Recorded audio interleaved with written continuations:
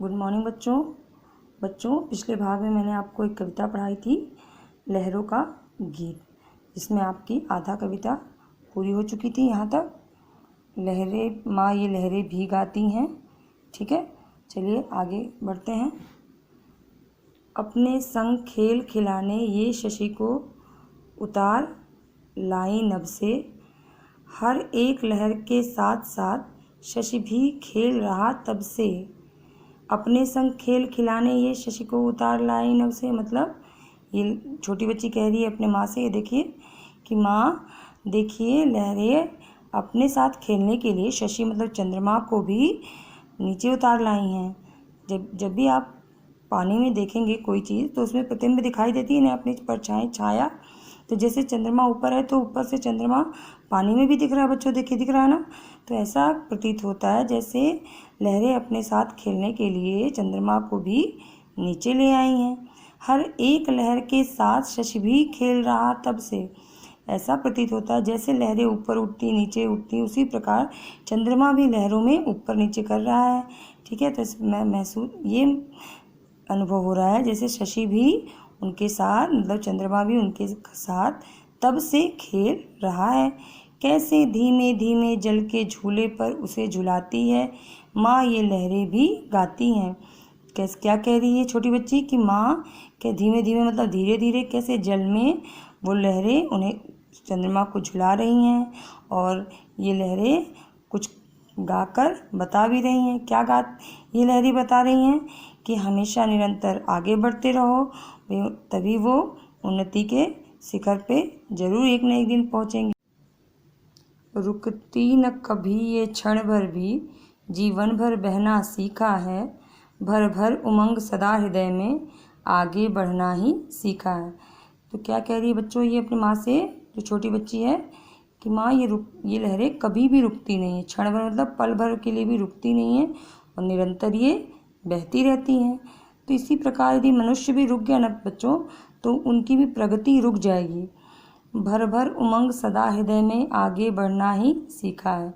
हमेशा वो उत्साह के साथ हृदय में उनके उत्साह लेकर वो हमेशा आगे ही बढ़ती रहती हैं। हंस हंस जीवन पथ पर बढ़ते जाओ ये कहती आती हैं माँ ये लहरें भी गाती हैं। हंस हंस जीवन पथ पर मतलब वो क्या संदेश दे रही हैं कि अपने जीवन के पथ पर आगे बढ़ते जाइए हंसते हुए, और निराश होकर कभी मत रुकिए, सिर्फ आगे बढ़ना ही चाहिए लोगों को। बच्चों का अभ्यास करते हैं। अभ्यास में पहले क्या है, शब्दार्थ। पहले क्या है, मधुर स्वर मतलब मीठी आवाज़, तट मतलब किनारा, नभ मतलब आकाश, मचलना मतलब आतुर होना या हट करना, शशि मतलब चाँद, पथ मतलब रास्ता। कविता की पंक्तियाँ पढ़कर सही उत्तर का निशान लगाओ। जैसे रुकती न कभी ये क्षण भर भी, जीवन भर बहना सीखा है, भर भर उमंग सदा हृदय में, आगे बढ़ना ही सीखा है। हंस हंस कर जीवन पथ पर बढ़ते जाओ ये कहती आती है माँ ये लहरें भी गाती है। तो इन पंक्तियों से आपको इन पर सही का निशान लगाना है। जैसे भर भर उमंग सदा हृदय में, पंक्ति का अर्थ है, क्या अर्थ है, दिल में जोश भरकर। दूसरा क्या है, कवि किसके गाने की बात कर रहा है, कौन इसमें गाना गा रहा है, लहरों के। जीवन भर बहना सीखा है, पंक्ति का अर्थ है बच्चों निरंतर अपने उद्देश्य की ओर बढ़ती है। ठीक है, इस पे आप सही का निशान लगाइए। निम्नलिखित प्रश्नों के उत्तर दो। बालिका माँ से किसके गाने की बात कर रही है, किसके गाने की बात कर रही है बच्चों, लहरों की। लहरें तट पर आकर क्या करती हैं, लहरें तट पर हंस हंस कर बातें करती हैं। लहरें नभ से किसे उतार लाई हैं, लहरें नभ से चंद्रमा को उतार लाई हैं। और क्यों, क्योंकि वो उनके साथ खेलना चाहती है। लहरों ने क्या सीखा है, लहरों ने सीखा है कि हम हमेशा निरंतर आगे बढ़ते रहना चाहिए। लहरें कैसे स्वर में गीत सुना रही हैं बच्चों, लहरें कल कल और छल छल के गीत सुना रही हैं। बालिका ने लहरों को क्या करते देखा, बालिका ने लहरों को मचलते और उछलते देखा। ठीक है। लहरें चंद्रमा के साथ कैसे खेल रही हैं? लहरें चंद्रमा के साथ धीमे धीमे जल के झूले झुला रही हैं। लहरें हंस हंस कर क्या कहती हैं? लहरें हंस हंस कर कहती हैं कि हमें अपने जीवन पथ पर आगे बढ़ते रहना चाहिए। जीवन में बिना रुके आगे बढ़ना क्यों ज़रूरी है? इसलिए ज़रूरी है बच्चों कि यदि इंसान रुक जाएगा तो उसकी प्रगति भी रुक जाएगी। अतः हमें जीवन में आगे बढ़ते रहना चाहिए, ज़रूरी है। वर्ण विच्छेद करो। वर्ण विच्छेद मतलब वर्णों को अलग करो। जैसे मधुर है तो म बोलो तो आ रहा है ना बच्चों, तो अ लिखिए। ध धू में छोटा ऊ की मात्रा धू र लिखा हुआ है। इसी तरह उमंग ऊ लिखिए।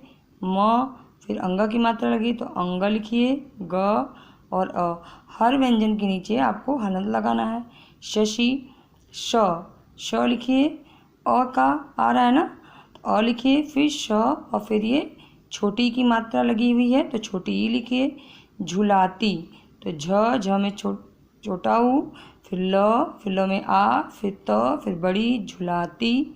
खिलौना ख में बड़ी छोटी की मात्रा, फिर ल में ओ की मात्रा नहीं लगाना है, आपको स्वर लिखना है।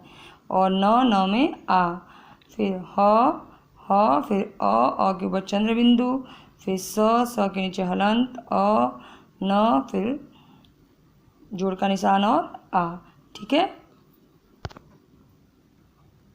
लिखते समय भावों और विचारों की अभिव्यक्ति को स्पष्ट करने भाषा की गति, प्रवाह और विराम को व्यक्त करने के लिए विराम चिन्हों का प्रयोग होता है। आओ कुछ विराम चिन्हों के बारे में जानें। अल्प विराम। अल्प विराम देखिए, ये वाला चिन्ह इसे अंग्रेजी में क्या कहते हैं? कॉमा।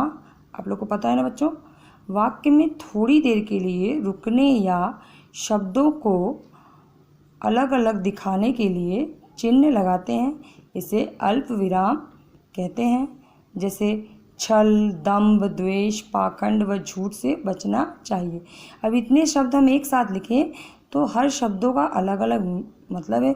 उन शब्दों को रुक कर हमें बताना है थोड़ी देर के लिए, तो हम किसका चिन्ह लगा रहे हैं? अल्प विराम का चिन्ह। पूर्ण विराम, जब कोई वाक्य पूरा हो जाता है तो हम क्या करते हैं? वहाँ पूर्ण विराम का चिन्ह लगाते हैं। जैसे वाक्य के पूरा होने पर पूर्ण विराम लगाते हैं। जैसे गांधी जी भारत के राष्ट्रपिता हैं। प्रश्नवाचक, जिस वाक्य में प्रश्न पूछा जाता है उसके अंत में प्रश्नवाचक चिन्ह लगाते हैं। जैसे तुम क्या खा रहे हो? विस्मयादि बोधक चिन्ह, जैसे हर्ष, शोक, घृणा, विस्मय, संबोधन आदि मनोभाव प्रकट करने के लिए विस्मयादि बोधक चिन्ह लगाते हैं। अरे तुम आ गए, तो देखिए बच्चों, अरे के आगे हमने क्या लगाया है? कौन सा चिन्ह? विस्मयादि बोधक का चिन्ह लगा हुआ है। निम्नलिखित वाक्यों में उपयुक्त विराम चिन्ह लगाकर वाक्य पुनः लिखो। जैसे ये वाक्य लिखा हुआ है, इसमें आपको सही चिन्ह लगाकर वाक्य को क्या करना है? सही से करना है। जैसे माँ ये लहरें भी गाती हैं, तो माँ है तो हम यहाँ पे क्या लगा रहे हैं? विस्मयादि बोधक चिन्ह। लहरों ने आगे बढ़ना सीखा है। लहरों ने आगे बढ़ना सीखा है, तो ये वाक्य पूरा हो गया, तो हमें यहाँ क्या लगाना है? पूर्ण विराम। लहरें क्या कहना चाहती हैं? लहरें कुछ कहना चाह रही हैं बच्चों, तो प्रश्न है, तो यहाँ प्रश्नवाचक। निराला, दिनकर, बच्चन आदि श्रेष्ठ कवि हैं, तो ये तीनों कवि हैं बच्चों, तो इन्हें अलग देखिए क्या लगा हुआ है? अल्प विराम चिन्ह लगाया गया है। वाह मज़ा आ गया, वाह, तो वाह भी क्या है? आपका विस्मयादि बोधक, तो वाह के बगल में हम विस्मयादि बोधक, और यहाँ वाक्य पूरा हो गया तो हमने क्या लगा दिया? पूर्ण विराम चिन्ह। निम्नलिखित भाववाचक संज्ञाओं से विशेषण बनाकर लिखो। जैसे भाववाचक संज्ञा क्या है?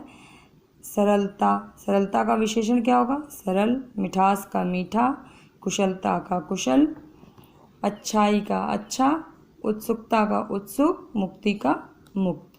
ठीक है। ये देखिए, नीचे समाचार पत्र की खबरों के कुछ शीर्षक दिए हैं, इन्हें पढ़कर उन घटनाओं के बारे में सोचो और आपस में उन पर चर्चा करो। दिल्ली में स्वच्छता अभियान जोरों पर, भारतीय प्रशिक्षित की विदेशों में भारी मांग, लगातार घट रही बाघों की संख्या, महिलाओं ने चोरों को पकड़वाया।